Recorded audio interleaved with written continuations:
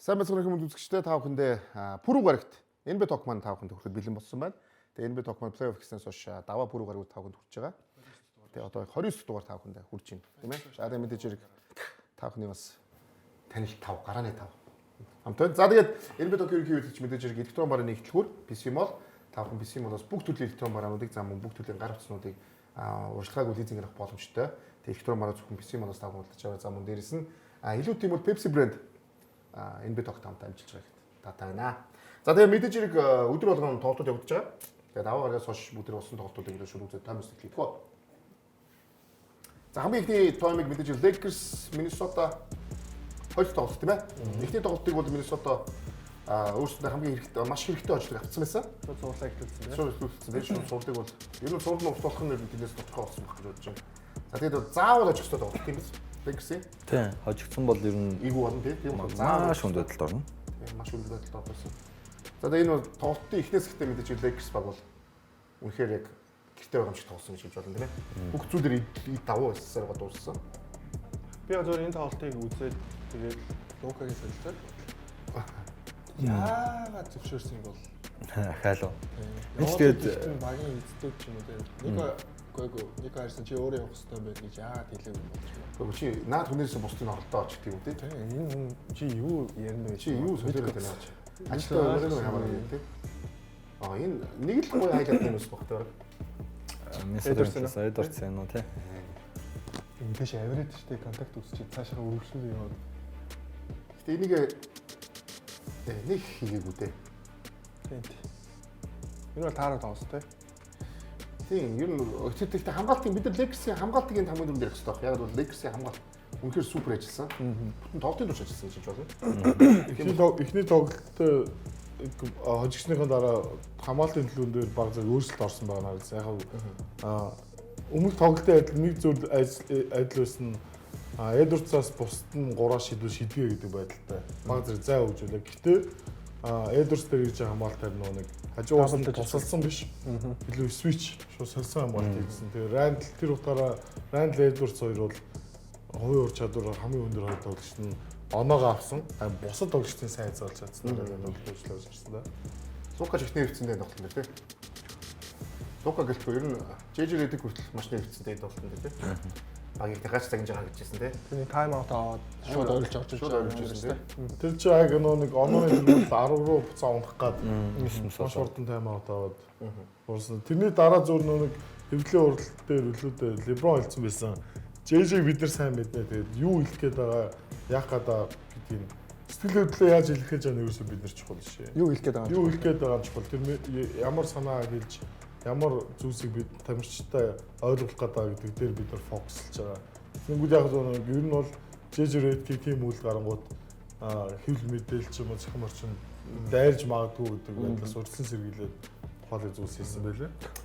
За, бүгдээрээ суудын дээр идэхгүй ер нь хамгаалт маш сайн ажилласан. Тэгээд дээрэс нь тийм болохоор нөгөө үнэхээр бусдад нь тоглох боломж нөгөөгүй тийш хамгаалсан болохоор ялч нөгөө хувь ур чадвар өндөртэй болох ялчгүй Randall тусмаа тий. Яг ганцаараа айсод тоглолтыг маш их хийж оноо авсан. Өөрөөр бол боломж байгаагүй. Одоо эндээс нэг статистик харах юм бол 3 онооны шийдэлт байгаа хоёр багийн. Хоёулаа бараг 20% таа шийдсэн. Тиймдээ чи ер нь тоглолт нэлээд бага оноотой. Нэлээд зурлалсан тоглолт болов гэж бодлоо. Тэгээ яг энэ маягаараа үргэлжлэх юм бол энэ ялла Lakers хамаагүй л үү. Тэгээ торгуулийн шийдэлтийг нэг ч алдаагүй Lakers. Анарагийн тоглолтыг үзээд яг хоёр тоглолтоос юу ойлгосон бэ? Эхний тоглолтоос ялгаатай байсан зүйл гэх юм бол Антони Эдвардс эхний тоглолтын дээр 9 оновчтой дамжуулалтыг өгсөн. За тэгээд энэ тоглолтын дээр болохоор Антони Эдвардс амжилттай дамжуулалт нэгийг ч хийгээгүй. За энэ юу гэж нөхөөр багийн одоо нэг бөмбөгийн шилжилт байхгүй болсон буюу Лос Анжелес Lakers багийн хамгаалт илүү сайн ажилласан гэсэн үг тийм.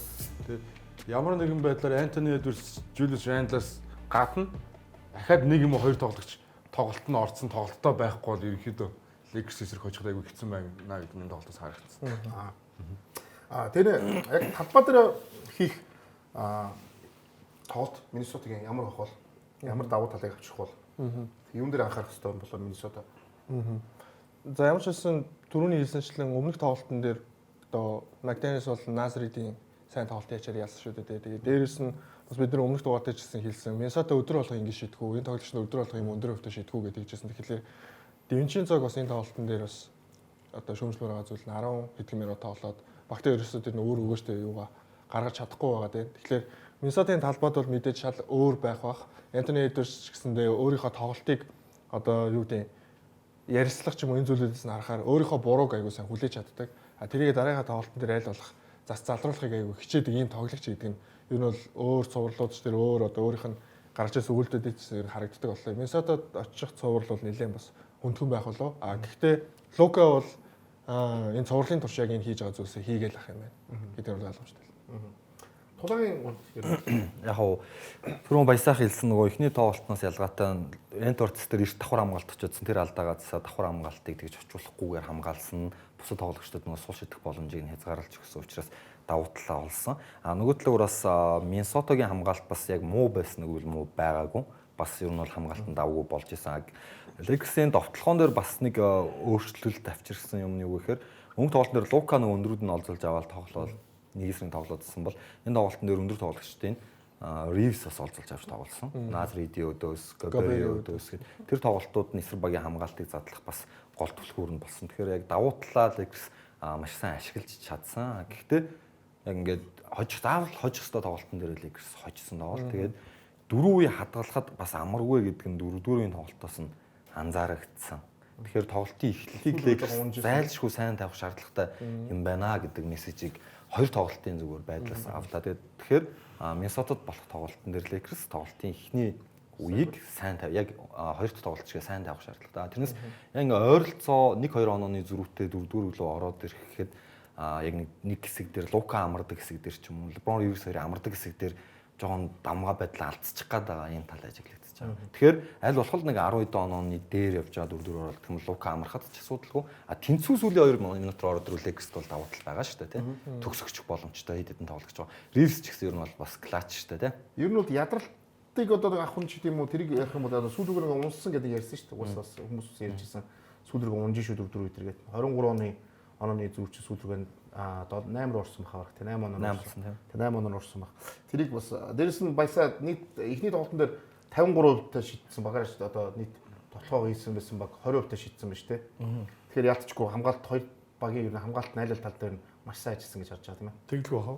Тэгээд дээрэс нь эхний тоглолтын дээр Миннесотагийн залуус үнэхээр маш олон тоглолт суул шийдсэн. Тэгээд ямар нэг байдлаар одоо контест шот баг зэрэг саад болох ч юм уу, эвгүй шийдвэрлэх ч юм уу. Тийм зүйлс байхгүй бол тэгээд дэлхийн хамгийн шилдэгсэн мөлийг тоглож байгаа шийдэлтэд оруулах нь боломжтой. Тэгээд алдаагаад маш хурдан засч ийн тэр нь сайн мэдээлэл байна. Одоо бүгдээ тэгвэл 3 тоглолтыг үсээ үзэж байгаа бас. Одоо бас нэг эхний 2 тоглолтоос 1-1 болцсон болохоор бас юм ярихад арай эрт байх тийм ээ. Одоо яг талбай дээр 3 тоглолт хамгийн чухал тоглолт гэж юу ярьдаг шүү дээ. 3 тоглолт ялсан баг бараг 70% цуурлыг байдаг тийм. Тэгэхээр тэр бол нөгөө талбайдаа их цуурлна. Тэгээд Миннесота бас заавал одоо хожлох хэвчтэй ч гэдэг юм уу тийм. Тэгжиж нөгөө талбайн давуу байдлаа хадгалж үлдэх гэдэг шүү дээ тийм. За тэгэхээр бүгдээ тэр цуурлыг үзэх. За одоо бүгдээ дараагийн цуурл руу оръё. Тэгээд OKC, Memphis энэ бол ялч нөгөө өрнө төвсөн бол яг хамгийн сул одоо цуурл одоо юутай зөрүүтэй цуврал. зөрүүтэй цуурл юм. 1-8 дугаар байрны цуурл гэж ойлгож болохоор бас өрсөлдөө арай багтаач гэдэг юм уу тийм ээ. Өрсөлдөө яг багтаа гэхээс илүү нэг жава баг маань өөрөө Хитрхи юм мундаг байл. үнэхээр л мундаг байна л да. Лигийн одоо хамгийн шилдэг баг болчлоо шүү дээ. Өдөрлөгийг тэгж дуусгах гэж байгаа тийм ээ. Лигийн шилдэг баг ямар байгаа вэ гэдгийг л харуулж байгаа да. Яг энийг бол угаасаа ер нь мэдчихсэн. Талбайд 2 тоглолтод тэр OKC угаасаа авах юм байна гэдгийг бид мэдчихсэн тийм ээ. Мэддэг баха зүгээр таамагсан. Таамагсан дээ мэдээж ихтэй ер нь одоо бүгд ихтэй илүү ихтэй би Memphis-ийн тал дээр дээрээ гэж бодож байгаа шүү. Эхлээд бүгд юугаа үзчихье. Тоймоо харчих тийм ээ. Memphis-ийг бол гэхдээ муу баг гэж яриад байгаа дээр бол санал нийлэхгүй байгаа шүү дээ. Муу болож харагдуулаад байгаа л болохоос ш Warriors зовж иж шатсан мэт плейний нэг тоглолт гэсэн. Муу гэж яриаг бол тэр нь нэгээр гарсан багтай 8 дугаар гарсан баг чинь. Яг ч зөрөө байгаа дээр л та. Би бол зүг гэж хэлж байгаа. Яг ч зөрөө байгаа. Өдөрлөг нэгээр одоо тасадгүй нэг гэж дурслаа шүү дээ. Хоёрт энэ багийн энэ жил үзүүлсэн статистик зүгээр нэг статистик шүү. Түүхэн статистик. Энэ бид байгаагүй статистик үзүүлсэн. Ингээ бодохоор чинь 8 гарсан багт нь бас ялцчихгүй. Сул талууд нь зөндөө байгаад байгаа байхгүй. Тийм болохоор энэ багийг бас алж энэ багаас бол дутуу юм муу харагдуулаад байгаа байхгүй юу?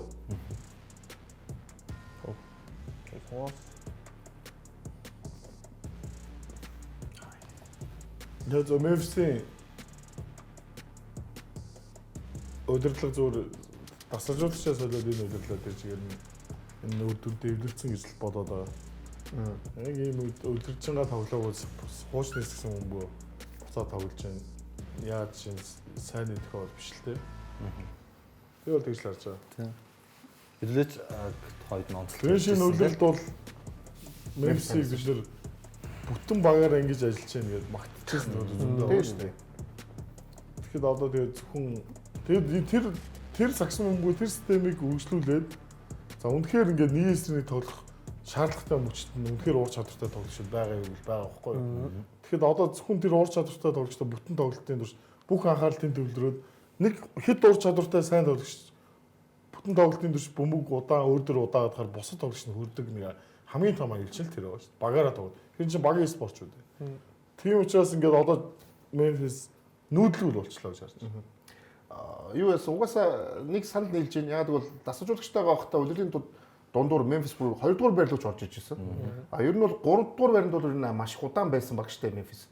Тэгээд хоёрлууч орсон. Ер нь унахгүй байж байгаа. Яалтчгүй тэр дасгалжуулагч сосноос хойш дараас нь 7 дараас хойш л баха. Аваад тэгээд дээрэс нь ингээд нөгөө плей-ин руу унах юу руу ороод тэгээд дээрэс нь плей-ийнхээ тоглолтыг хожигдоод тэгээд энэ нөлөө нь айгу богино хугацаанд гэхдээ маш огцон унсан гэж ойлгож байна. Тэгээд яалтчгүй Пасас эдээ сая юус санал нийлж байгаа тийм ээ. Яг энэ өөр тоглолтыг тоглоод эхэлсэн баг. Тэгэхээр энэ багт одоо талбай дээр очих юм бол Memphis ямар авах гэж бодож байна. Memphis одоо эхний шатнд ерөн зүгээр өөрсдийнхөө яг ийм одоо эсрэг байж болох үсэ хамгийн тоглолт таарахгүй багтаагаа л таарчих. Одоо эндээс харах нэг талаараа азгүйч гэнэ. бүх үзүүлэлтээр илүү шүү дээ. Тийм. Тэгээд тоглолтын Memphis бид нэг нөгөө Jam Moranт-ыг төсөөлөхөөр хурдан атлетик тоглогч шүү дээ. Тэгмээ баг нь тийм хурдан байж чадахгүй байгаа байхгүй. OKC химнэлээр угаасаа 4 үед илүүрхэж байгаа. Хурдын химнэлээр. Тэнгууд Memphis нөгөө нэг Zach Edey-гээ гаргачихаар удаан болчиход идэг. Jaren Jackson Jr-оо 5 дээр тоглуулах гэхээр Chet Holmgren, Hardenstein хоёр Jaren Jackson Jr 5 намрын тоглогч биш учраас альныхын хэмжээнд хүрч чадахгүй байгаад идэг. Яг ийм асуудал боддоор байна. Тэгэхээр зүгээр OKC-ийн хувьд энэ жил Hardenstein орж ирснээр зүгээр өндөр тоглогчд дээр ч хурдаар илүүрхэд давуу талаа хадгалчих боломжтой потенциалтай шүү гэдгийг плей-оффын эхний шатнаас эхлээл харуулж байна. Байрлсан тоглолтын дээр бас нуруу наавдахгүй. Би анар тэний хоёроос нэг асуумаар. Ер нь бол нэг хожил авах гэдэг үү дээ шүү дээ. Memphis-ийг. Талбай дээр очивол яавал хожил авах юм бэ? Ямар боломж байгаа бол? Яа зөв миний бодлоор хожил авах боломжгүй харагдаад байгаа. Яагаад тэгэхээр одоо нөгөө хоорондын таарж байгаа матч байгаа шүү дээ. Багийн талбай дээр таарж байгаа тамирчдыг ингээ харахаар OKC арай илүү өндөр, илүү хурдтай, илүү хамгаалттай гэдэг ингээ саяны багийн үзүүлэлтчсэн харахад бүх үзүүлэлтэр илүү байгаа шиг. Одоо талбай дээр гарч байгаа тамирчин ч гэсэндээ Memphis-ийн талбай дээр гарч байгаа 5 тоглогчдоос илүү байгаа даа л да. Тийм болохоор ер нь бол хожил авахд нэг хэцүү байгаад байна. Нөгөө талаар яг нэг эсрэг нэг уур чадвартай тоглох гэдэг юм гол үнэхээр нэг эсрэг нэг амар сайн хамгаалдаг бас тамирчид бас байгаад байна. Тэгээ Memphis яг аль чиглэл рүү явж байгааг нь сайн ойлгосонгүй. Энэ жил тасалжуулагчаа халснаар нь Jenks тасалжуулж байгаа багаараа тоглож байгааг бид нар магчсан гэдэг чинь шүү дээ. Тэгэхээр халснараа одоо хідэн нэг супер тоглогч нартай. Тэгээд эдгээр нь өндөр цалин авсан. Тэгээ өөрсдийнхөө аашилж идэг ийм саксон бөмбөгийг сонгож байгаа юм болов гэж би одоо ойлголоо шүү дээ. Андрей Яг үндсэн 3 тоглогч нь яг авах ёстой оноогоо аваад хийх ёстой зүйлээ хийсэн боловч бүтэн багаар 99 он авсан биш үү? За тэгээд тийм болохоор одоо мэдээж талбай дээр хожихын тулд яг ингээл 2 тоглолтын дээр бол Memphis бүр амар дутуу юм шиг харагдаж байгаа ч гэсэн яг үнэхээр талбайн давуу тал гэдэг зүйл бол үнэхээр байдаг. Тэр талбай дээр хийж байгаа тэр фэнүүдийн орилтоо, дэмжлэг тэр бүх зүйл үнэхээр тамирчид сэтгэл зүйн нөлөөлдөг. За тэгээ Memphis-ийн хувьд бол 3 тоглолт бол энэ сурвалжлыг удаашруу цааш нь үргэлжлүүлэе гэж бодох юм бол 3 дахь тоглолт нь заавал хожих ёстой тоглолт нь байх ёстой тийм ч учраас маш их ирч хүчтэй илүү сайн хамгаалсан тим баг илүү гарч ирэх болов гэж харж 3 дахь тоглолтын дээр. За бүгдээ тэгвэл Memphis-ийг уусаа тоглолтыг удахгүй яг 3 тоглолт тусан дараа. Тэгээд одоо дараагийнхаа тоглолт үзсгээд хөө. Одоо Golden State Warriors, Houston Rockets. сая. За өнөөдөр өглөө болсон тоглолт тийм ээ. Их учраас болсон тоглолт. Өнөөдрийн хамгийн сүүлийн тоглолт тийм.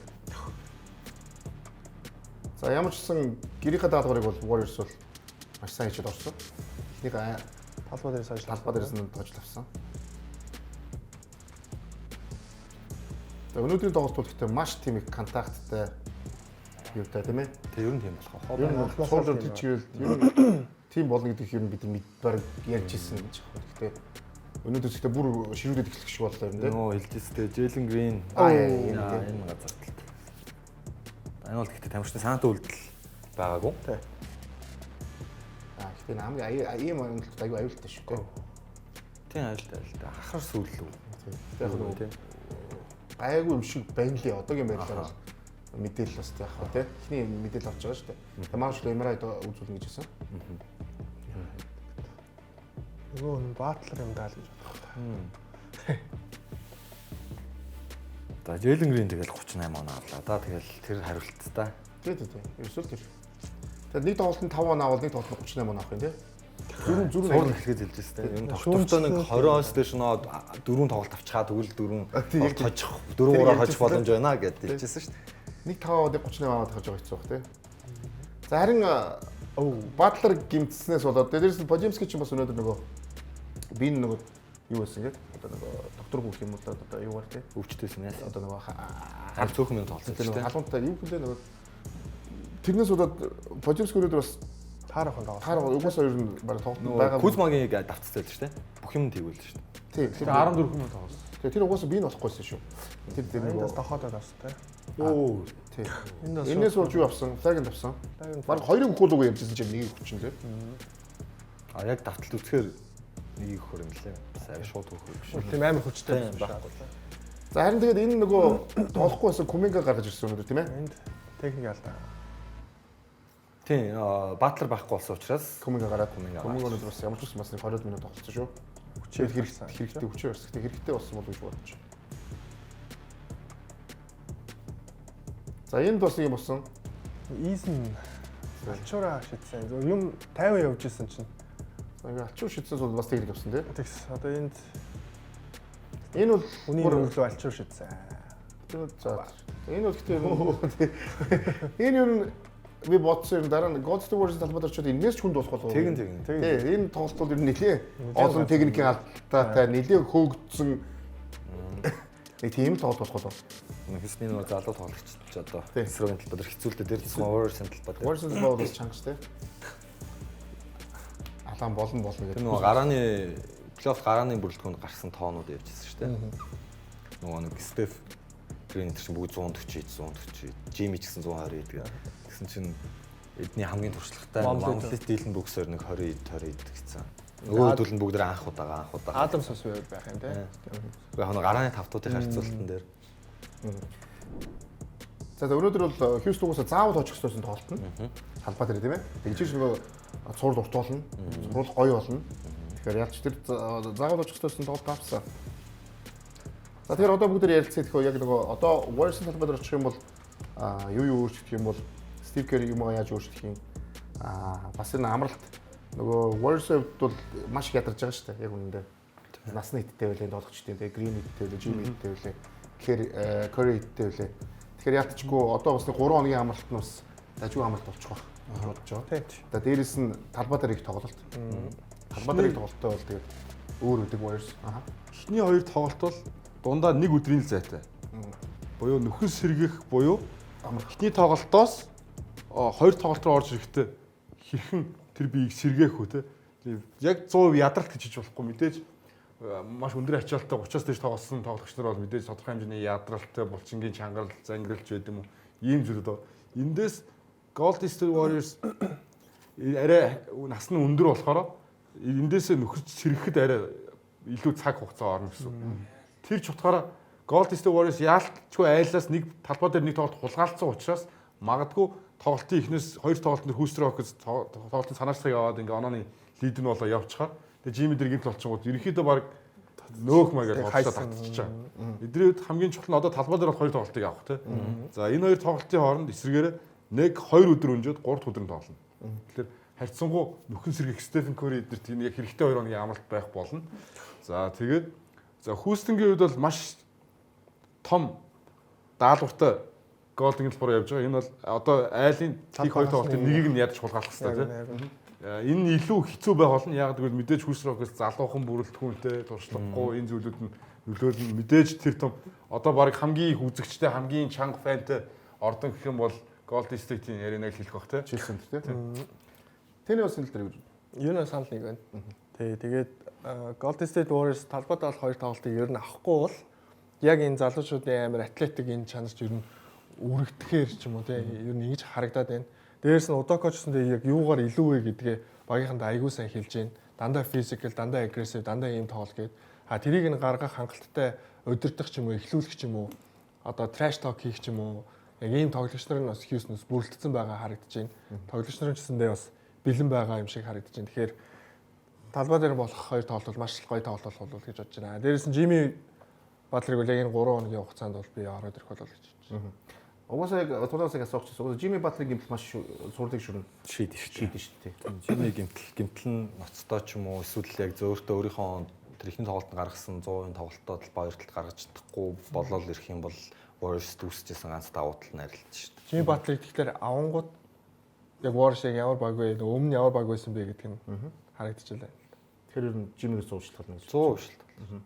Тийм. Жимми ер нь зүгээр тоглолтонд орсон ч нөлөөлөх үйц гэмтэл болчуудаа гэж жоохон айгаад байна. Одоо 100% тоглолтоо гаргахаас ачаал авахд жоохон тэгчихвээ дээ гэж тэгчлээ дээ гэж жоохон айж байна.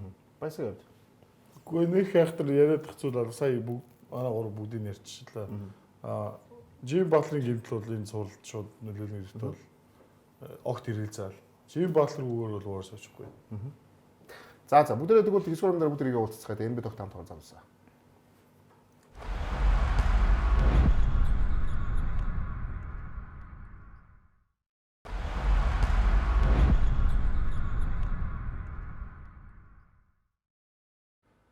Энэ бид тогтоогоо бүх хүмүүстээ баярлалаа. Тэгээд одоо шууд дараагийн сэдв рүү орё гэж бодож байна. Сая биднээс өрөндийн бас нэг сурдлуудыг зөвдсөн. Нэр ингэсэн нөгөө удирдлагын шагналууд ихсэн байгаа.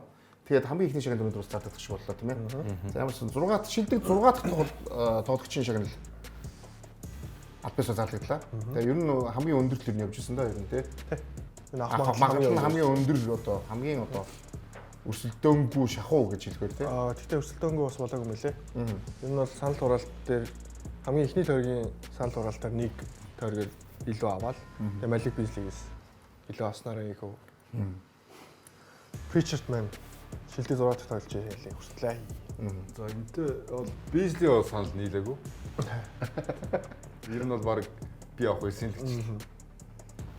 Тэр жишээ бол ер нь эхний нэг 3 тавьж байгаа хүмүүст бол 3 тамирчин дээр 3 тим ийг бол байх баха.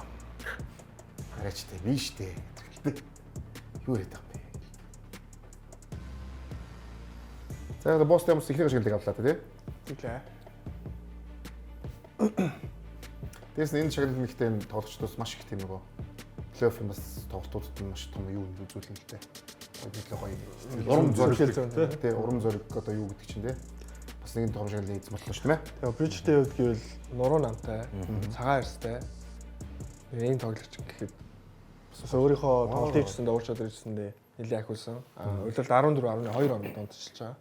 Тэгээд нэг 3-аас оруулсан тоо маш их шүү дээ. 200. Энэ үйлдэл өөрийнхөө хамгийн өндөр оноог бас авсан, 44 оноог бас авсан гэдэг. Ер нь бол бас нэлээд сайн үйлдэл авсан.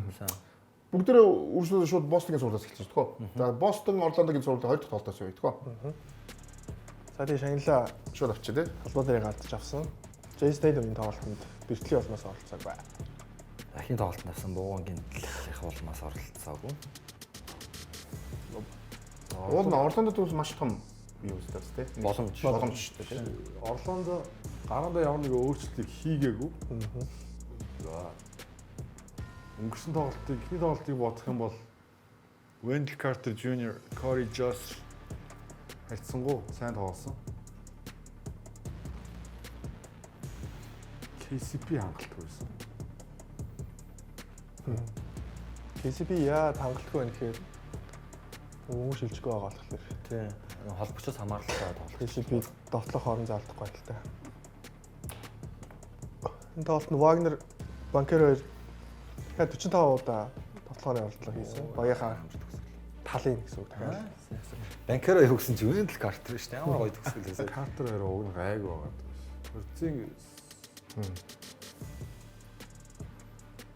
за ингээл тоглолтын юм дөрөв шахав. Босс мандаа дээр нь илүү явсараа бол. Тейтэн үү шүү дээ. Тэгэхээр энэ баг ямар юу байгаа нь мэдээд байгаа юм да. Яа энд дохоо ороод Persians-ийн дох жоохон заамарсан тий. Энэ бол бас ямар ч мэдрэлгүй юм шиг л орж ирж.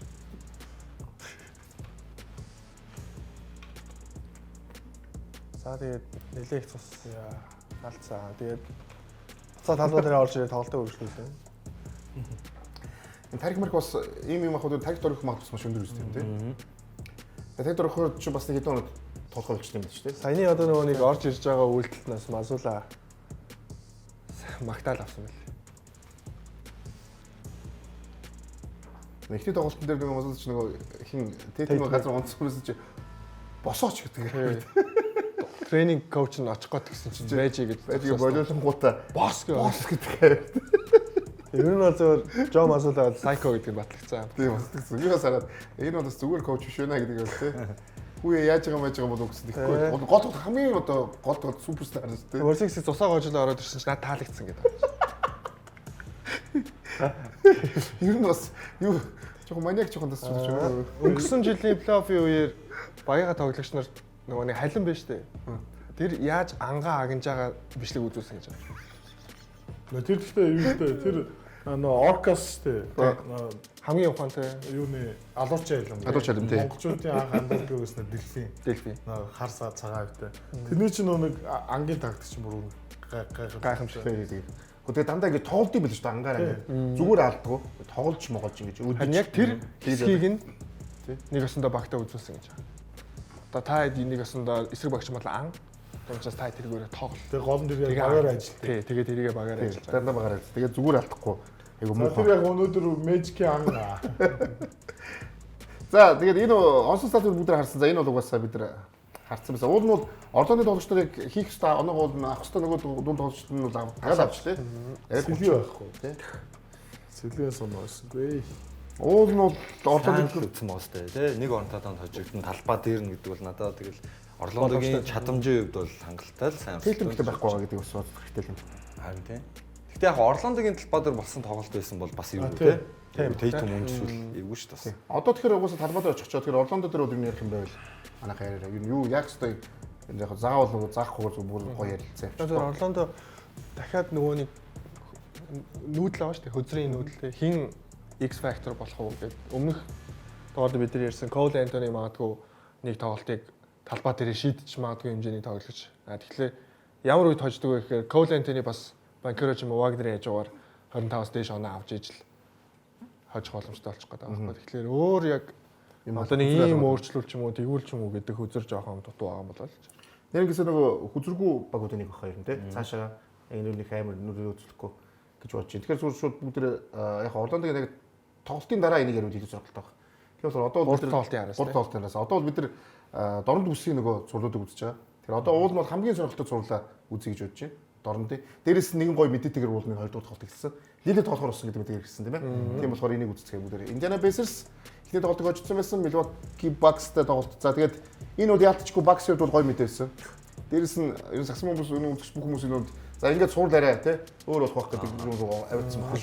Хүлээлтэнд шууд авирцсан баг. Өнгөрсөн тоглолтын дээр Halliburton-тэй нэлээд trash talk хийгээдс яг өөрөө орж ирэх ер нь бэлэн болцсон л байсан байна тий. юм болов уу гэж харлаа. Тэгсэн чи ихний үедэр 40 он алдсан. Хоёр тоглолт дараалаад уу баг 40 оноо. Тэгсэн баг тий.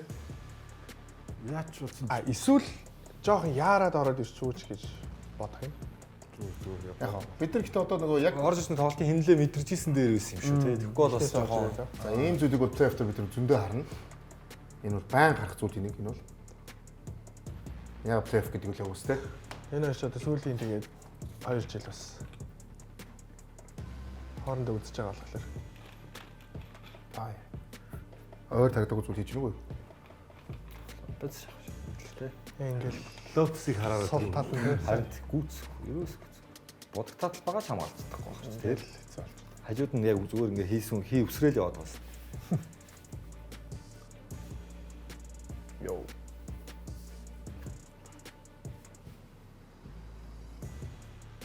Нэг судалгаа хийсэн юм. Хамгийн overrated тоглогч. Судлаач бүр санал сул. Санал болсон тийм. Halliburton санал сул авсан.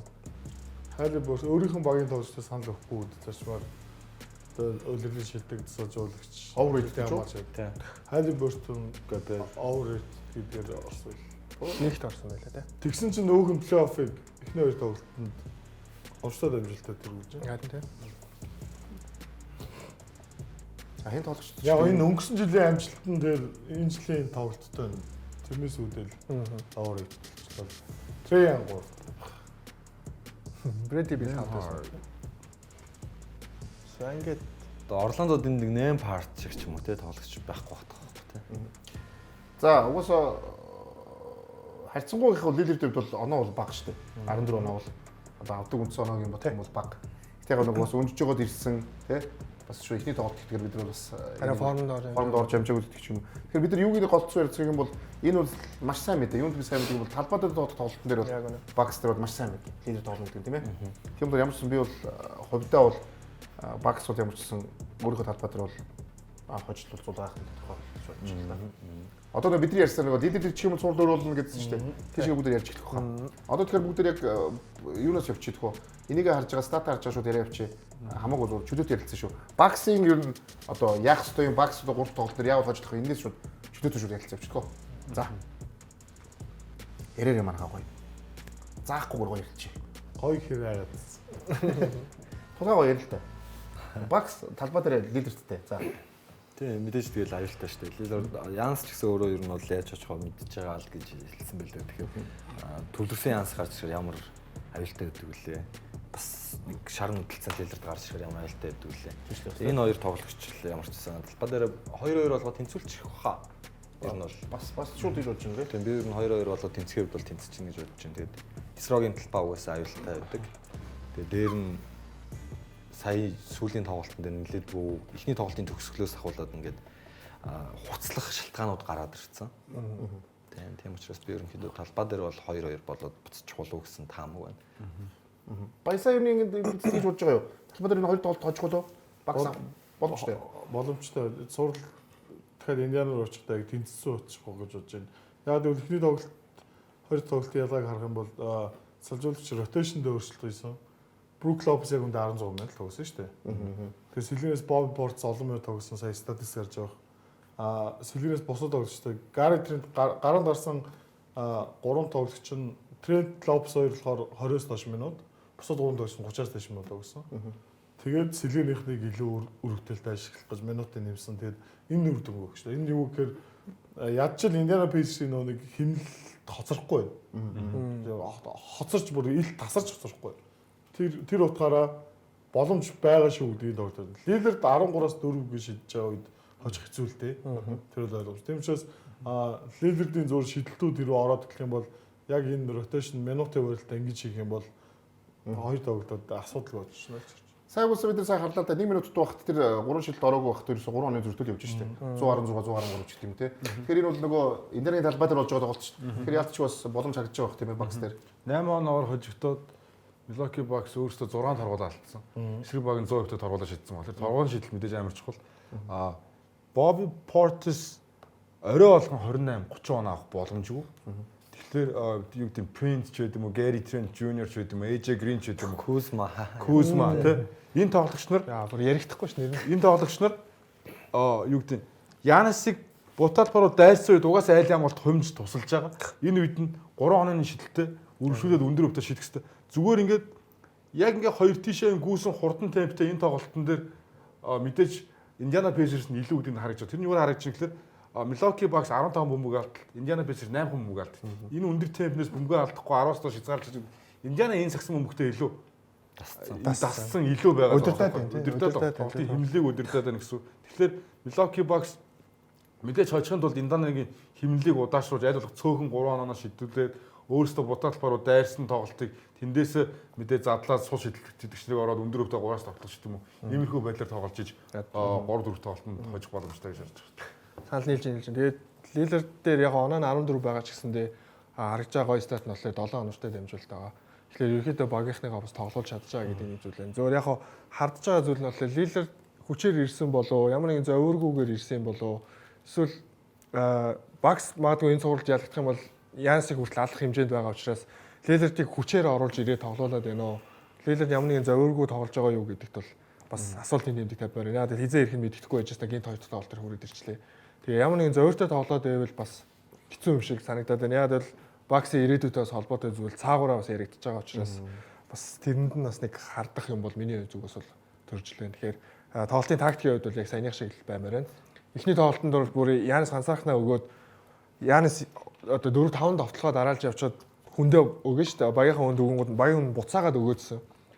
Тэр одоо сул гарах одоо юу гэдэг Янсыг 5 довтлохоо явсны арга за би нэг довтлоо ч юм уу нэг өөрсдийн тийм санаачлага сул гарсан юмнууд зөрөгтэй шийдэх хэрэгтэй юм л гэж байна. Энэ гэхдээ энэ зүйлийг хамгийн гол сонирхолтой ярилцлага зөөлөх бол бид нар талбай дээр нөгөө буцаад очисын дараа бүх зүйл гоё болно л доо. Тэгээд тэрний дараа ярьсны илүү чухал. За одоо харин Дорн төвсийн нэгээр гарсан Cleveland Cavaliers за тэгээд 8-аар гарсан Miami Heat тоглолтыг үзчихъя тийм ээ. Devon Mitchell-ийг гараараа оруулсан өөрчлөлт байлаа. За тэгээд яг зүгээр Miami-д Cleveland-тэй боломжийн өрсөлтүүд байгаа шүү дээ. Яг хожигдж байгаа ч гэсэн нэг боломж юм бүү нэг уншуулчихгүй. Одоо Memphis OKC шиг тэмцээнд тоглох байгаа. Шалтгаан нь бол Bam Adebayo, Kelly Oubre гэдэг Cleveland-тэй адилхан юм хоёр өндөр гаргаад тэгээд тэр хоёр нь хоёлоо бас хурдан хоёр шүү дээ Adebayo, Kelly Oubre. Тэр нь бас ингээд ойрхон өрсөлдөхөд боломжийг нөгөө тэгээд яг харахгүй ур чадварын зөрүү, сэлгээний зөрүүл гараад байна уу даа л гэж хараад байна. Энэ өндөр чинь бол All-Star-ын өмнө ийм гараад олсон л доо. Тэгээд энэ зүгээр Miami Heat-ийн үйлрлийн ганц одоо гэр хийгээтэй зүйл энэ rookie эзэл болчиход байгаа юм байна. Яг Hero-гийн тоглолт угаасаа л Hero Heat фэнүүд ямар гэдэм мэддэг. Тэ энэ жилийн Hero-гийн тоглолтоос л зөв rookie эзэл энэ жилийн ололт болчиход байна. Энэ сурал дээр тэгээд нэлээд байгаа юм энэ үнэхээр хожил авахгүй зүйл. Энэ нэг юу ажил да яд ч өөр хожигдно гэсэн юм байхгүй шээ. Нэгээр илүү бол мянгаар илүү үр дүнд эцсийн үр дүнд оноо хин дээр вэ тэр нь хожоод болж байгаа учраас. Гэхдээ дөрөв тэгштэй. Тэгээ яд ч нөгөө төхөөл да нөгөө нэг оноо авах хэрэгтэй хүн байх хэрэгтэй байсан. Тэр хүний уул нь анх нөгөө Miami нөгөө Bradley Beal хин үгээл лидер дүүгээд явж байгаад тэгээд Terry Rozier гэдэг тоглогчийг авцсан. Тэ болгосон шүү дээ. Тэр нь одоо унсан. Тэр тоглогчтой унсан. Тэгээд одоо яг нэг оноо авдаг яг сайн болгочихсон. Уул яг нэг сайн нэг 15 он авчих ч юм уу 20 он авчих нэг тийм сайн тоглогч дутаад байна л яалтчихгүй. Тийм байж ижил хараа өрсөлдөөн үзүүлэх байсан тийм ээ. Яаж ч уур чадварын юмтай дутаад байна л да жоо. За Mitchell бол тэгээд оноо ойрхон бах үед багийн лидерийн өөрийг үүсгэх чухал оноонуудыг дараалж байгаа тоглолтыг шийдлээ. Дуусгасан. Бид энэ Mitchell-ийг энэ үлрэлт харах шаардлагагүй баг нь онцлогоо болсон. Үл ингээд плей-офф бас энэ Mitchell харагдана гэдэг бас харуулсан юм. Гой тоглолт болсон. Зүгээр тоглолт үзэхээ. Ялагч нь 1 оноо байна уу 50 оноо байна уу гэж байгаа л да. Тэгтээ үзэгчийн үднэс бол 1 оноогоор хожигдж байгаа тоглолт үзүүл гоё шүү дээ, тий. 50 оноогоор хожигдж байгаа тоглолтыг үзэх чинь кайф авахгүй. Яг үгүй. Яг хэдүүлээ үзэгчийн өөрсгөө үгүй л дээ. Ирсэн юу гэх байгаа юм байсан. Ерөөсөө Miami дээр ерөөсөө нар үзүүлэх байгаа юм чирсэн. Одоо Miami бод байдлын талаар ярих хэрэгтэй л да. Miami тоглолтын төгсгөлийг сайн хийгээд 20 оноо бариад 2 оноо олгоод ороод ирж байгаа нь өөрөө 3 тоглолт нь сэтгэлзэн үед асар их одоо нөмөр дагуултай тийм. Болохоор юм байна гэдэг тийм. Эндээс энэ тоглолтын дээр авууштай зүйлүүд Miami-гаас зөндөө байсан. Бид Cleveland-ийг уусаа яг яриад хэрэггүй байх гэж бодож байна. Угаасаа нэгээр гарсан баг лигийг бас тэргүүлсэн багуудын нэг тийм ээ. Тэгэхээр илүү Miami-гийн талбайд орчингууд юу өөрчлөгдөх бол боломж байгаа бол гэдэг талаас нь илүү ярих хэрэгтэй болов гэж бодож байна. Баясагаас суухгүй болчих гэж бодож байна. Баясагийн хариултыг би уусаа мэдж байгаа. Тийм болохоор анараа явчих төгөө. Яг хоо Miami яг юуг сайн хийсэн бэ гэхээр тэр тоглолтын 3 дугаар үеийн төгсгөл 4 дугаар үеийн ихэнд хамгаалалт нь маш сайн идэвхтэй байсан. Эндээсээ дамжаад сайн хамгаалтаас мэдээж тоглохоос ирэх боломж олддог тийм. Тэгээ моментум бас тодорхой хэмжээгээр Miami-гийн талд байж чадсан. Аль аль тоглолтын тоглолтыг ойрхон байлгаж чадсан болохоор 3 тоглолтын дээр Miami хожил авах хамгийн боломжтой тоглолтны болов гэж хэлсэн шүү дээ. Магадгүй бусдад талбар илүү дайсан тоглолт баймад боёгийн илүү сайн тоглолт хэрэгтэй болох гэж байна. Энэ бас ингэж бодож байна. Тийм сая хоёр багийн статистикийг харах юм бол Майами довтлогоо илүү оновчтой сайн болгосон байгаа тийм. А тэгвэл эсвэргээрээ Cavs-ийн довтлогоо цөөхөн хийсэн ч гэсэндээ оновчин баг ч гэсэндээ 3 оны шидэлтэн шир 22 удаа оруулсан. Өөрсдийн франчайзи рекордууд нь бас тодорхой хэмжээгээр орсон баг шиг үлээ. За тэгээ дээрэс нь 3 сайн шидхийг хаажгаар доош будагтай талбаараа ороод ч юм уу Майами Heat-ийн баг дамжтаас алдаа бас айгүй их салгаж авсан байна гэхлээр аль аль талдаа Майами Heat-ээс илүү байгаа даа л да. Хэдий дутуу товтолж байгаа ч гэсэндээ нөгөө гүйцэтгэлийнхаа хувьд ч юм уу олон талт байгаа байдлаараа ч юм уу. Тэгэхээр Майами Heat-ийн хувьд бол нэлээд хэцүү даалгавартай л болов гэж би харж байна. Бид нар ярьдаг шүү дээ. Miami culture гэж яриад байдаг те. Тэгээд одоо яах юм? Miami энэ цувралд 4-0 дүүлэх юм чинь ингээд ямар ч өрсөлдөө үзүүлэхгүйгээр одоо хожигдоос байх юм уу? Тэр бол Eric Spoelstra ч юм уу Miami culture биш шүү дээ. Тэгэхээр энэ чи Miami нэг хожиж болно, хоёр хожиж болно, нэг хожихгүй ч хожиж болно. Гэхдээ Miami-гийн даалгаврууд амар ойлгомжтой байхгүй. Тоглолтын сүүлийн шүгэл дуустал Devin Mitchell юу хийж дээ те. Бүр амт тавьж хамгаалж байна. Яг л ийм зүйлийг хийгээл энэ цувралд байгаа бүхнээ зориулаад одоо тэрнээс Jimmy Butler байхгүй, Andrew Wiggins ч оронд нь 20 он авч чадахгүй шүү дээ. Ингээ гомдлоо суугаад байна. Тийм байхгүй шүү дээ. Нэг нь плей-оффт ороод ирсэн баг яах юм? Тоглолт болгон дээр амт тавиал алцаал хожигдууд тэрүүгээрээ бусад багаас өөрлөлтөө. Тудаа хожиж штэ. Нэг хангалттай хож. Би бүр хоёр хожихыг санаа зовж шүү. Кливленд яг үнэнгээ хэлэхэд хүлээлтэнд хүрэхгүй байгаа. Би Кливлендээс арай л өндөр түвшний сагс хүлээж ирсэн. Кливленд плей-офф эхлээд надаа улирлыг жоохон форумуудаа хаасан тохиолдол биш ч гэж бас магадгүй ч юм шиг санагдсан. Тэгээ Кливленд яг хүн цохилтонд орох юм бол дахиад Мичлэн довтлол бусд нь хар зогсдог сагс нь өөрчлөгдөхгүй байж магадгүй юм байна. Одоо том багууд эсвэл Бостонтой жишээ нь тоглоход энэ жил арай өөр зүйл хүлээж ирсэн бохгүй. Энэ наадах чаас уус ярьж бид нар ярьж ирсэн. Кливленд ягаад нэг хожигдохоор ягаад энэ удирд 3 удаа болсон бохгүй юу? За тэгсэн. Яг нэг хожигдохоор дандаа ягаад 5 6 хожигдод идэв юм бэ? 11 хожичоод 3-11 удаа исэн шүү дээ. 3 удаа 11-ээс дээш хожил авсан шүү дээ дараалсан. Тэгээ 3 хожигдохдоо дандаа дундаа 5 хожигдод исэн байхгүй юу? Чи нэг хожигдож болно, хоёр хожигдож болно. Тэгээ Майами зүгээр хожихын тулд будагтаа талбай угаасаа хэцүү. Майамигийн тоглолтын арга барил нь ч гэсэн нэгт гэж будагтаа талбайгаас айхтар өндөр оноо аваагүй энэ жил. Зүгээр Данкан Робинсон тэргүүтээ шидэгчдийн шидэлт нь унахаар ямар багийг хождог Майами байдаг штэ. Гоё суллаа шидүүлээлээд тэр тоглолт нь нэг орж ирэх байх гэж найдаж чинь талбай дээрээ. Тэгээ тэрэн дээр ерөнхийдөө нэг хожлох байх. Хоёр дахь хожлол магадлал нь 60 40 ч юм уу тиймэрхүү бодол. Ямарс нэг хожлол аавна гэдэгт үнд итгэлтэй. Тийш бол хэрэггүй бах те. За хэсгөөмөн дараа бүгд иргээ болцгоё.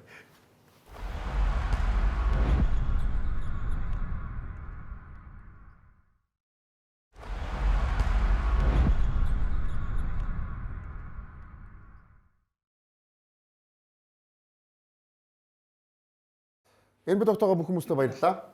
Тэгээд мэдээж хэрэг NBA Tokyo ерөнхий мэдтгэж бол PC Mall, электрон бараа нэгтлгүүр та бүхэн бүх электрон бараануудыг дээрээс нь бүх төрлийн гар утснуудыг аль бис нэртэйгээр бас PC Mall-оос уучлаагүй лизингээр авах боломжтой гэдэг юм байна. Дээрээс нь нийтүүлгийн ерөнхий мэдтгэгч бас өөрсдийн болонтой илүү тэмүүл Pepsi тэгээд бас уламжлалт ясаар тэр нэг юм болоо.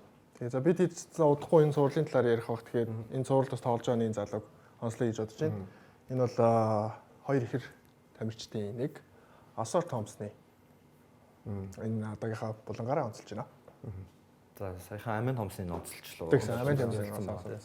Тэгээ хоёр ихэр тоглогч хоёлоо орж ирээд хоёлоо ийм багтаа нөлөөтэй адилхан нөлөөтэй байна гэдэг бас гоё тохиолдол. За Asar Thompson болохоор 2003 онд төрсөн 2 м 1 см өнөртэй 97 кг жинтэй. За энэ дэд орж ирэхээс өмнө Overtime Elite гэдэг одоо Pro League-с 2 жил тоглоод орж ирсэн. За энэ Pro League нь ямар Pro League вэ гэхээр 16-аас 20 настай Avias-ыг сагс тоглодог залуучуудыг мөнгө олонгоо одоо ингээд энэ хүү лигтээ тоглолт ийм тусгай одоо өөр нэг зохион байгуулж байгаа лиг байдаг. Тэгээ энэ хүү лигээс орж ирсэн ийм хоёр ихэр байгаа. За хоёулаа тоглож байхдаа бол ер нь 2 жил дараалал авраг аваад финалийн MVP аваад тэгээ тэндээсээ NBA-ийн драфтын 5 дахь сонголтоор Detroit Pistons багтаацсан. За тэгээ энэ үйлрэл Asar Thompson 10.1 оноо 5.1 самбар 2.3 ассист 1.7 бөмбөг таслалтыг ердөө 22.5 минутанд л дуусчихж байгаа. За хоёр ихний хувьд гэвэл Сул тал нь бол мэдээж 3 зайн шийдэлт байгаа тийм. За торгуулийн шийдэлт гэдэг. Ерөнхийдөө шийдэлттэй холбоотой сул талууд байгаа. А бусдаар бол энэ хоёр залуугийн бол атлетик шин чанар болон хамгаалалт бол багт бол 100% нөлөөтэй ийм хоёр тамирчин байгаа тийм. Тэгэхээр ер нь бол NBA-д орж ирсэн тамирчид яваандаа жил ахих тусам өөрсдийн шийдэлтэн дээрээ илүү сайжирдаг болохоор магадгүй багийн лидерүүд болох бүрэн боломжтой. А яваандаа магадгүй бүр цаашдаа ч юм уу хоёр ихэр хоёулаа нэг багч тоглож болох үс ийм зүйл бас тохиолж магадгүй гэж би.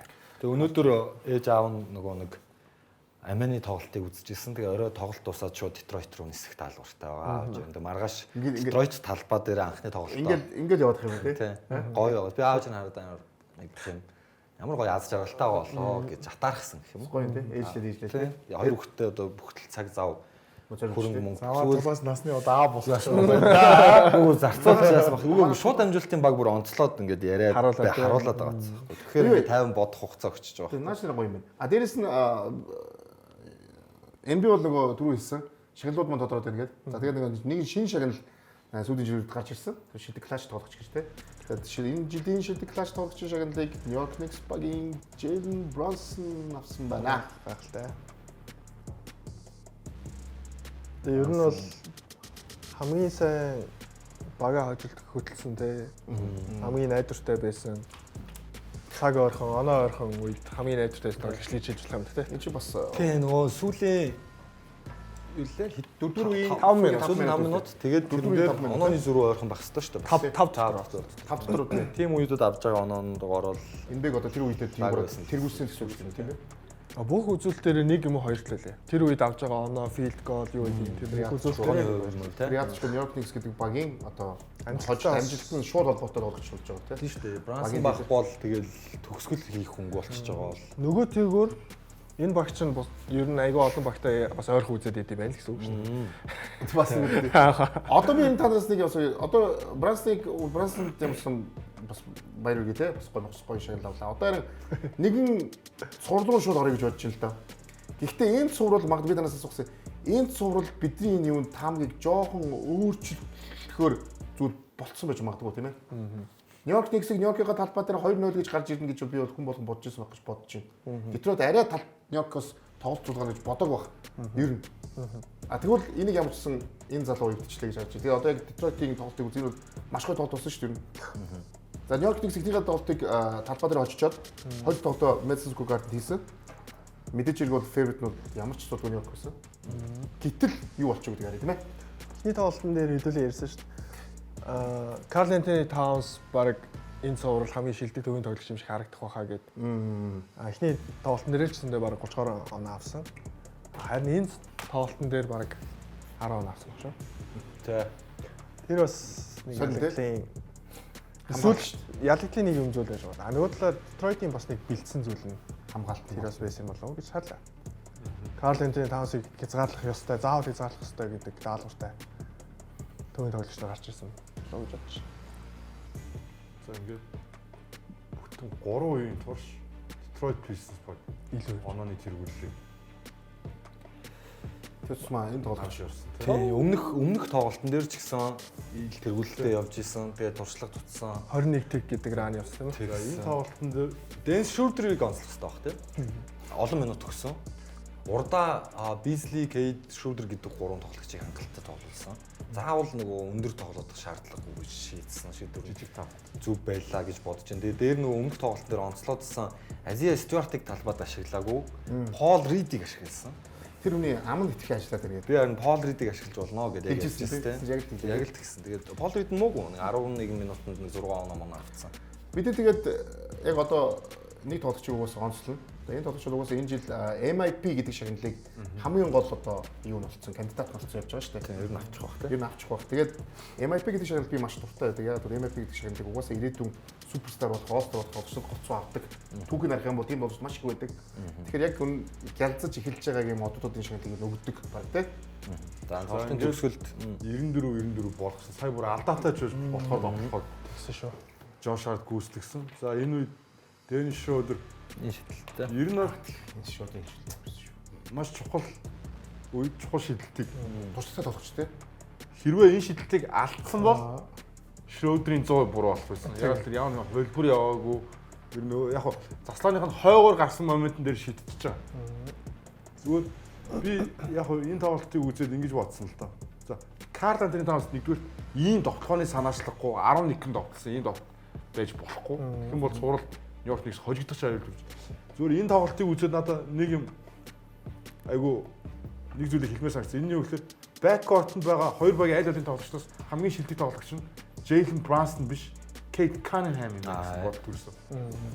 За Энэ цувралын харин тийм хамгийн шилдэг тоглогч. Гэхдээ би танаас асууж баясаа бүр Андрос бүр асуу гэж бодож л да. Яг ийм үед чухал үед цаг дуусч байгаа моментод мэдээж хэрэг багийн Кейт бөмбөг байсангүй тийм үү? Хинд байсангүй, Тобиас Харрис байсангүй. Харин солилцоогоор ирсэн энэ бизнес үлрэлийн хагас солилцоогоор ирсэн. Денис Шүүдер буюу гэхдээ туршлагатай тоглогч л доо. Энэ тоглогчтой бөмбөгөө сүүлийн тэр юг хийж ш тийм ээ. Тэр энэ тал дээр яг ер нь энэ тим зүг шийдвэр байсан уу? Аа энэ шийдвэр дээр нэг ийм байгаад байна. Ганцхан одоо жишээ нь тасалжуулагч Шрёдерийг шийдгсэн хувилбар зураагүй байхгүй. Одоо Каннингемээр тоглохоо явж гисэн юм хэлээгүй. Зүгээр тасалжуулагчийн хувьд Detroit Pistons баг хамгаалах ёстой. Хамгаалтан дээр тодорхой хэмжээний зарчмууд байгаа. Энийгээ дагаж мөрдөх ёстой. Довтлохоон дээр харин харьцангуй чөлөөтэй.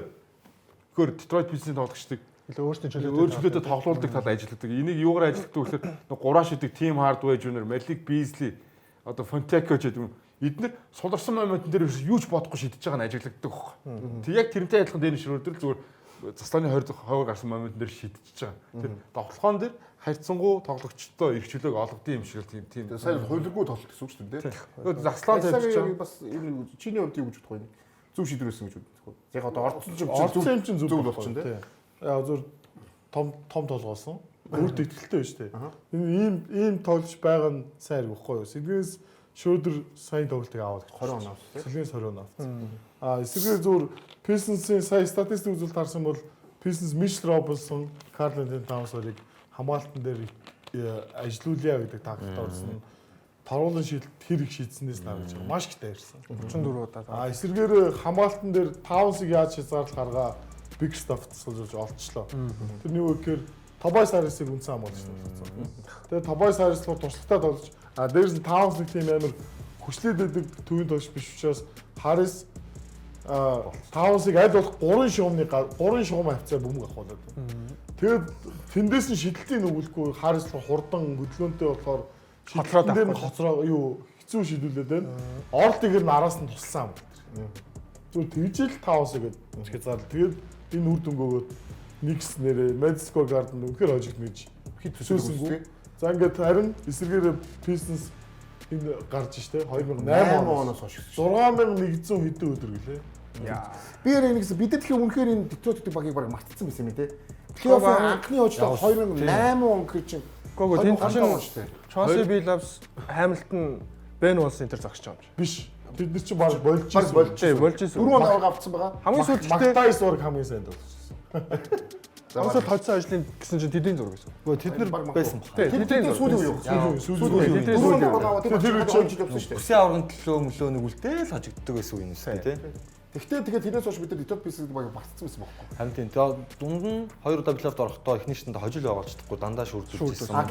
Энэ удаа бол тийм юм болохгүй. Бид бүр эхний шатаж давж чадах потенциал байшгүй гэдэг итгэлээ авсан чухал хожил. Дээрээс нь бид нэг тоглогчийг бүр тэр тусмаа онцлох хэрэгтэй. Энэ тоглогчийг түрүү жил драфтлагдаад түрүү жилээс драфт чигсээс хойш өнгөрсөн жилийн амжилтыг бид ярьжсэн шүү дээ. Detroit-ууд ер нь нэг жил ер нь сэтгэлээр сайн болох юм байна. Дорнод ер нь. Гэхдээ яг ийм амжилттай болно гэж бодоагүй. Гэхдээ ямар ч энэ залуучуудаа ямар ч гэсэн өсөөд ингээд Detroit-оос бусдыг нь сайн болж ин сайжиж ингэж ирсэн болохос Detroit бол Detroit-ийг яриаг шүү. Яриаг. Detroit-ийг Houston Orlando эдрийг ярьсан болохос Detroit хийцээ сайжирнаа л гэж гайхав. Яг гэсэн чинь юу болчихоо те. Гол нь өнгөрсөн жил яг ямарч боломж авах хэрэгтэй. Өнгөрсөн жил эдгээр чинь 24-г дараалаад ялагдаад анти рекордын эзэд болж байсан. Энэ баг юу болох сая big stuff-ыг л авчихсан. Big stuff.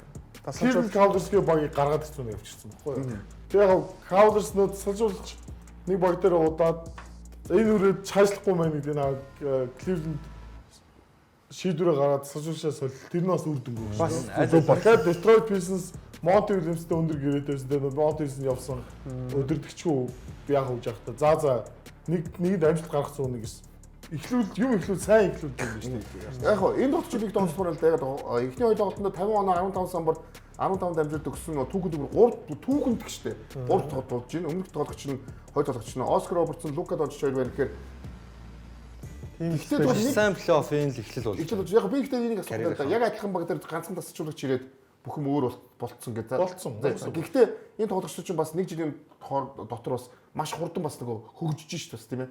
Одоо тренинг баг нь маш сайн ажиллаж байна. Маш олон зүйлийг бид нар ярих хэрэгтэй Гэхдээ яг зөвхөн хамгийн үндсэн юм нь яг мэдээж бүхэн болгоны үүрэг оролцоо үзсэн дасгалжуулагч энэ хүмүүсийг яаж шлах гэдэг ухаан л өөр үү. Зэгцлээд шүү дээ. Яаж тоглох вэ? Яаж юм баажи ялтай найзалж ирсэн эдрээтэй найзлахад өөр бааж болохгүй шүү дээ. Яг тэрнтэй л адилхан байхгүй болчиход байдаг шүү дээ. Тэгээ ойлгохгүй. би зүгээр энэ мөрөнд одоо зүгээр яг танаас их асуучих. Одоо энэ зүгээр энэ Детройтоос саяны энэ хожил та нарын таамгийг шууд өөрчилсөн үү гэдгийг л асуучих. Таамаг л өөрчлөөгүй. Детройтын ихтэй хожил яг таамгуудаа өгсөн юм дээр шууд өөрчлөгдсөн үү? Ямарсан зөөр Детройтыг шүүрдүүлнэ гэж таам өгсөн хүн бол байхгүй шүү дээ. Ямарсан хожил аавна. Гэхдээ энэ цувар зөв Нью-Йоркийг хожино л гэсэн юу таагаад. Саяны хожил ямарсан цувралыг нэлээд урт болгочихоор Тэглээ. Багдад 6 тоглолт боломжтой гэдгийг нэг статистик үзүүлчихэж байгаа байхгүй. Detroit Pistons 2 тоглолтод 3 онооны шидэлтийг 27-аас 6%-тэй. Тийм шүү дээ.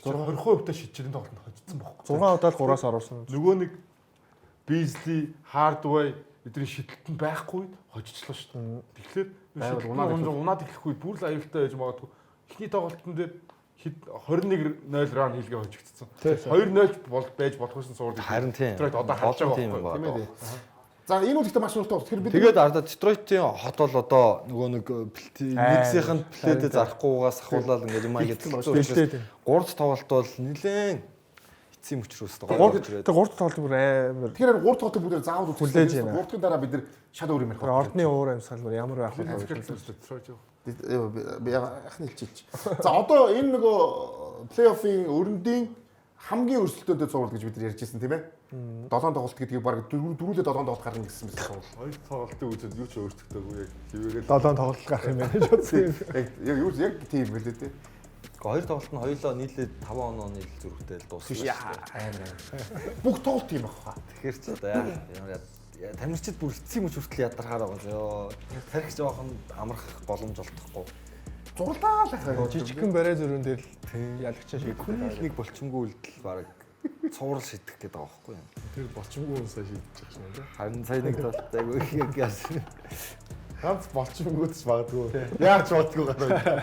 Ерөөсөө ихсэн шүү. Хожуул эсвэл нэг хүнээс ууч хожино хожтол нэг хүнээс ууч хожтол. Хүнийх нь хүн адилхан байна гэсэн. Хаваа идтэй нэр эрүүл бол ийм тоглож байна. Гэтэ яг хөө бид ингээл эрүүл уул гэж ярьдаг.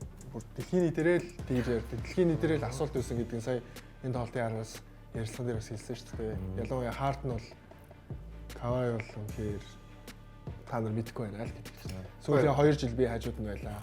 Яаж гарч ирж яаж энэ хүртэл явсныг та нар мэдэхгүй байна л гэж. За энэ бол угаасаа заавал болдог л доо. Ер нь энэ бүх цуврал юм байгаа юм шүү дээ. Бүх цуврал Бага. Ийм нэг цуврал би л харсангүй бүгд нь юм шүү дээ. Тэгээ яатчгүй юм аим шигтэй болдог тэгээд. Саяхтай болчмгүй шийдэлтэй орцсон болохоос. Болчмгүйтэй дөрөх. 1 минут. Кавай бол Аарон Гордон, Кавайс бүр хамаагүй илүү жинтэй том бит юм шүү дээ. бид яаж харагддаг шүү дээ. Тийм яаж ч харагдаг тий. Кавайд нэр юучлахгүй л шүү. Нөгөө талаас нь Денүрийн зүгээр талаас харах юм бол энэ тоглолтын дээр Никола Йокич дундын данаас маш цөөхөн тоглосон. Будах татал багаас. Тэр юу илэрхийлээд өгнө гэхээр амаргүй байна. Хэцүү хамгаалсан. Хэцүү. Зубац үнэхээр будах татал бодтор зубац үдс тоглохоор за төгсгөж чадна л да Йокич юм чинь. Гэхдээ маш их ирч хүч зарцуулж байгаа байхгүй юу? Энэ хараа энэ дээр тоглох хэрэгцсэн шүү. Энд дээр хэрэгцсэн шүү дээ. Жижигхэн алдаан дээр шийдэгдэн гэдэг байгаа шүү. Доор нь Портер Жуниор суусууд босч байгаа тий. Тэгээ цаг байгаа. Йокич энэ тоглолтын quadruple double хийгээ алдсан тий. Тэгсэн. 7 мөнгө байл. Яа. Ярэ илүү зэвсэгтэй яваад байгаа юм да. Юу Ямар боломж байхгүй. Нэг авраа авчирдаг тоглолтууд тэгээд ийм амар довтлохоос гадна дахиад Яа, ийм сүүлийн амар хат ихээр энэ бүр шилтэй. Одоо ингэж аваа дахиад яа. Леркстэй тоглож исэн бол саяны 2 шидэлт энийг нэг орно өстэй. Бараг тэгээд хожоодсан тий. Тэр муухай барьд юм чи. Зүгээр түүх штэ тэр чинь өнгөрсөн баримттай. Тоглооны явын алт. 19 тавтлаа 15 биз. 39 оноо. Ингэж тоглоо тэгэхээр энэс амар хамгаалдаг гэдэг нь зүгээр хэлдэг тий. Энээс амар хамгаалдаг. Тэгээ энэс амар хамгаалдаг гэдэг нь амар тий. Яг зүгээр оноо авдаг бол бас болж ш тий. Эхний бараг 12 тавтлогоо 100% хийсэн байна. Нэг ч алдаад. За тэгэхэд одоо буцаад Clippers дээр очих юм бол юу өөрчлөх юм бол гэдгийг бүгд нэг ярих уу? Зүгээр сая бол яг Clippers дээр очингууд үнэхээр амаргүй байна Дэнүрт. Сая зүгээр Дэнүртэй ингээд Mile High City талбаан давуутал гээл соёлонч суудсан. Jokic-ийн үеийн соёлон суудсан гэл ингээд ийм бахад ихний хоёр тоглолт нэгт тоглолт бас л ер нь алдсах гэсэн шүү дээ. Clippers уг нь бол 12 удаа торгуулаа шидсэн шүү дээ. Самбартаа бүр 18 самбар зөрүүж тий. Хамгийн баг нь Дэнүр байсан Jokic байгаа болохоор Тий. бас амар юм болно л доо. 20 бөмбөг авт ихээр аа. Clippers-ийн хамгаалалт хамгаалал 7 байчих. Clippers-ийн хамгаалт юм баа. Харин Дэнүрийг 20 бөмбөг алдуулж байна гэдэг чинь. тэг Jokic 7 алд гарч. За тэгэхээр ер нь бол үндсэндээ бол Clippers дээр ер нь 3 тоглолтын дээр өмнө таамгийн сэвчүүд юу дэвшүүлдэг юм. Би бол Clippers-ийн талдаа улмал байр суурь нь тодорхой болно шүү дээ. Ер нь Талбай Clippers гэж шүү дээ. Clippers гэж өгсөн юм. Дэнүр чи өгсөн тийм. Нэг өглөө. Нэг үс бүсний бүгд Clippers гэж өгсөн юм шүү дээ. Тийм болохоор би чамаас суу гэж бодож байна. Дэнүр одоо нөгөө Clippers очих болохоор чи нэг юм яар та. Одоо Зүвтүүлээрээ шүү мөн. одоо Kawhi Leonard яг орой болгон 20 тоглолтод 15 14-ийг нь хийж чадах юм уу? Тэгээд ах 2 3 оноо хаа. Юм чадхаар юм шүү дээ. Яаж мэдээд вэ? Ер нь бол тийм нэг зөвхөн ер нь яг өмнөхөд нэг заван тоглогч гэж бид нар ярьдэн шүү дээ монголоор.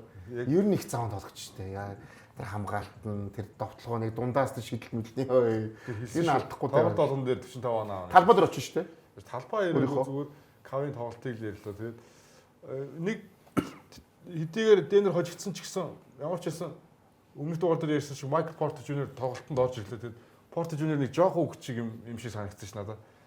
Эхний тоглолтын дээр муу тоглолтод хоёр тоглолт дээр нөгөө хэд мэдээж юм ярьсан л чи сайн тоглолцдог. Тэр ороод ирж байгаа.